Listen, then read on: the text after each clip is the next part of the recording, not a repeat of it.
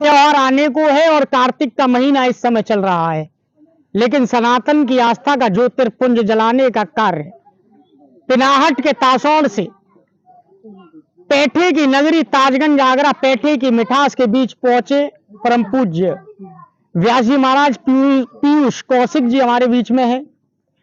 मधुनगर के सैनिक विहार देवरी रोड पर इस समय 9 दिवसीय शिव महापुराण रुद्र यज्ञ 9 दिवसीय कुंडी महायज्ञ का आयोजन हो रहा है।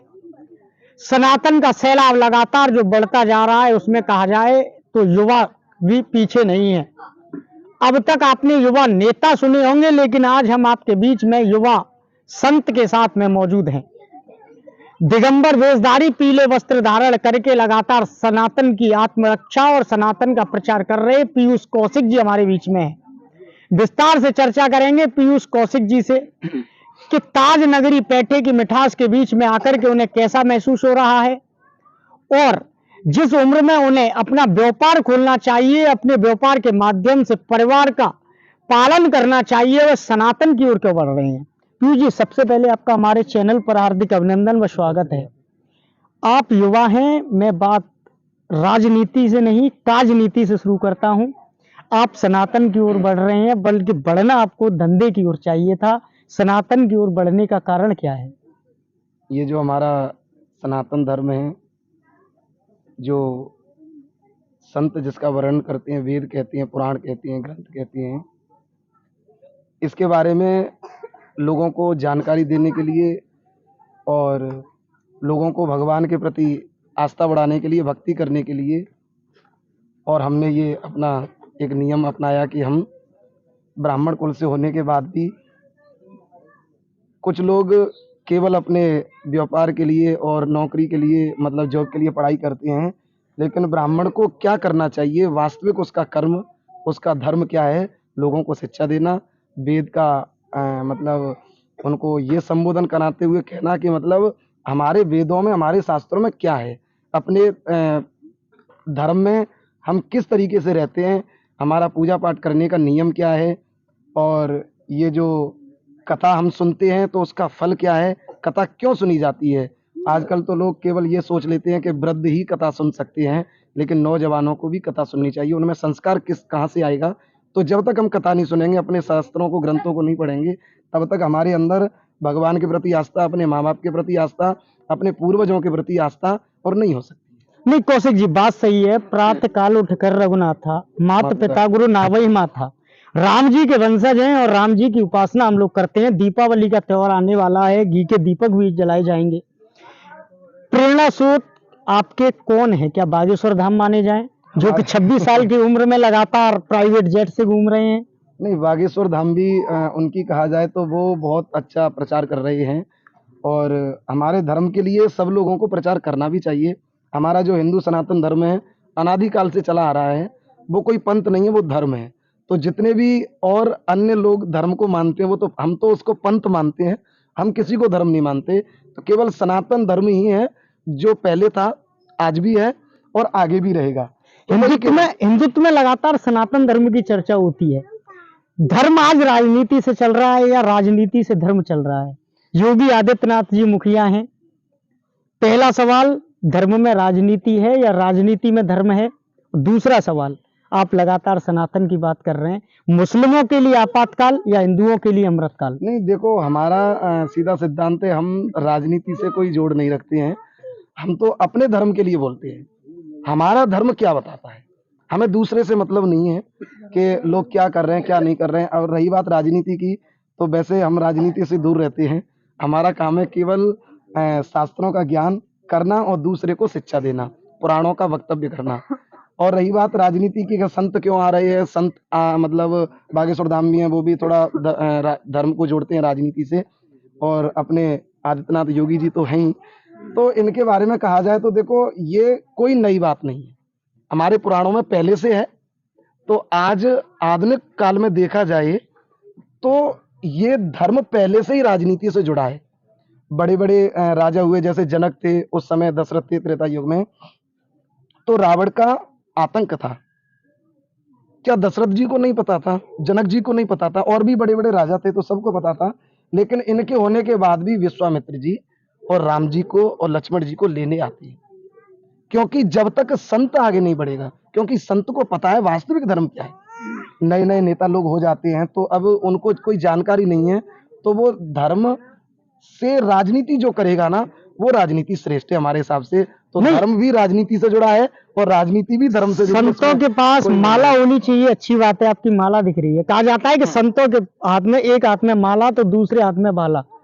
शास्त्र के साथ में संत शस्त्र भी रखते हैं, लेकिन अभी संतों के बारे में देखा जा रहा है, 2023 चल रहा है कि शास्त्र तो है संतों के पास, लेकिन शस्त्र की जगह ईवीएम मशीन आने लगी है। नहीं देखो, ये तो अलग बात रही। हमारा हम अपनी बताएं तो जैसे आप अपने से सोचो, अगर आपके ऊपर कोई आघात करे, आपको कोई परेशान करे या आपको मारने के लिए दौड़े, या आप किसी जंगल में जा रहे हैं और वहां आपके ऊपर शेर हमला करे, कोई मतलब जीव जंतु हमला करे, तो आप क्या करोगे? अपनी आत्मरक्षा के लिए कुछ करोगे ना। तो उसके लिए शस्त्र चाहिए, ईवीएम मशीन नहीं। नहीं ईवीएम मशीन के जरिए मैं बात योगी आदित्यनाथ जी की करूं, चाहे अलवर के सांसद बाबा बालकनाथ जी की, जो लगातार राजस्थान में केंद्र बने हुए हैं और अगले माना जाए तो वसुंधरा राजे की जगह मुख्यमंत्री का चेहरा भी हो सकते हैं।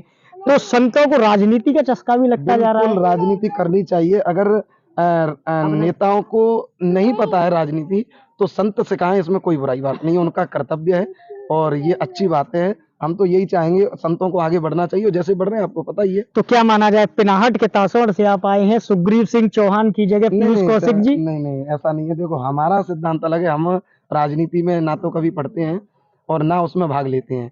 हमारा तो केवल हमारे सब अपने हैं और हमारा कोई अपना नहीं। हम ये सिद्धांत रखते हैं। धर्म से राजनीति चल रही है वो अलग बात है।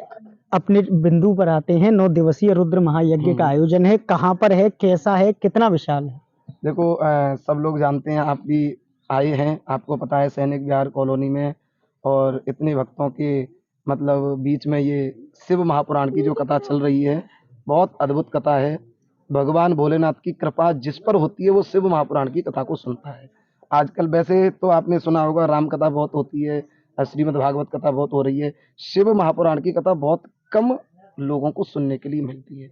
आजकल टीवी पे काफी वक्ताएं शिव महापुराण का प्रचार कर रहे हैं, और उसके साथ शिव महापुराण के साथ में रुद्र महायज्ञ होना, हमारे परिचित जी हमारे यज्ञपति हैं, तो इधर इनको दिखाओ, यज्ञपति जी, इन्होंने मतलब बहुत अच्छी व्यवस्था की, और यहाँ सैनिक विहार के जितने भी भक्त हैं वो आनंद भी ले रहे हैं और कथा को सुन रहे हैं। रुद्र महायज्ञ, उसमें जाकर के यज्ञशाला में एक आहुति देने से बहुत कई हजार गुना फल प्राप्त होता है। तो इनके बीच में रुद्र महायज्ञ भी चल रही है और शिव महापुराण की कथा जिसको सुन रहे हैं, इसके सुनने मात्र से जीव का कल्याण हो जाता है।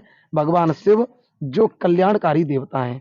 कौशिक जी, अधिक मास निकल के गया है, प्रदीप मिश्रा जी ने घर घर डिजिटल भगवान भोलेनाथ की पूजा की, डिजिटल पेमेंट सुना था, डिजिटल युग सुना था, लेकिन डिजिटल पूजा कहाँ तक सार्थक मानते हैं? क्या सनातन में डिजिटल पूजा सिद्ध है? कहाँ तक सही मतलब है? होता है ये, इस आधुनिक काल की तो छोड़ दो, ये तो अनादि काल से चला आ रहा है। पहले जो संत तपस्या करते थे तो उतना डिजिटल आजकल नहीं है। क्यों नहीं है? कि जब संत तपस्या करते थे तो कई हजार किलोमीटर बैठ करके और यहाँ से और दूसरी जगह वो अपने मन को द्वारा बात कर लेते थे।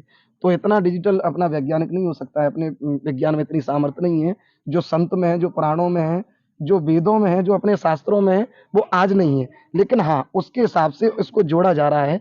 आधुनिक काल में देखा जाए तो हमारे शिव महापुराण में जैसे ब्रह्मा जी ने नारद जी को शिव महापुराण की कथा को सुनाया है, सूत जी महाराज ने संतों को, ऋषियों को शिव महापुराण की कथा को सुनाया है। दो बड़े अद्भुत प्रसंग आते हैं।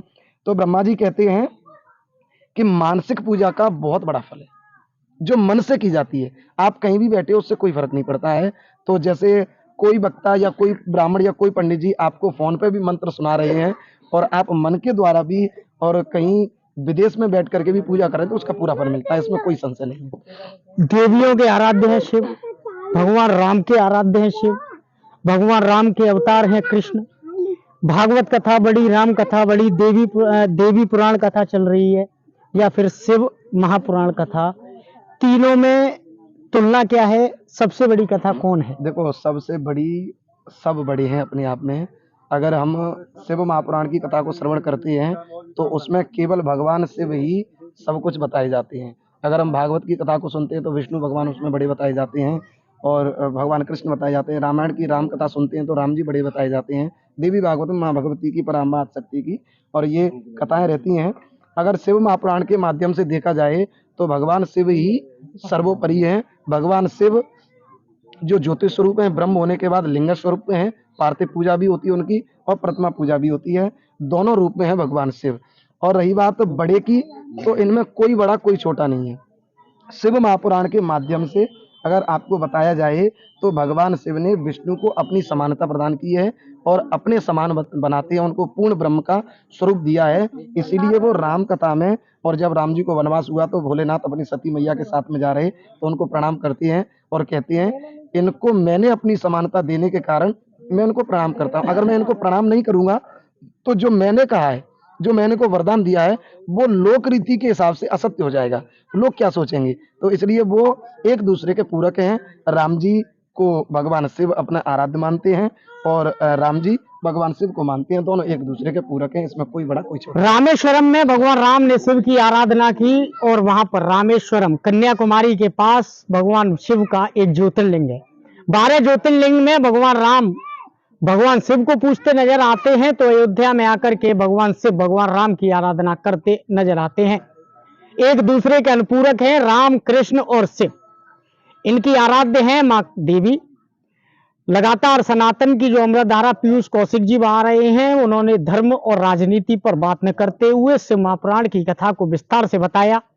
सैनिक विहार आगरा मधुनगर में यह कथा 9 दिन तक चलने वाली है और आज कथा का षष्ठम दिवस है।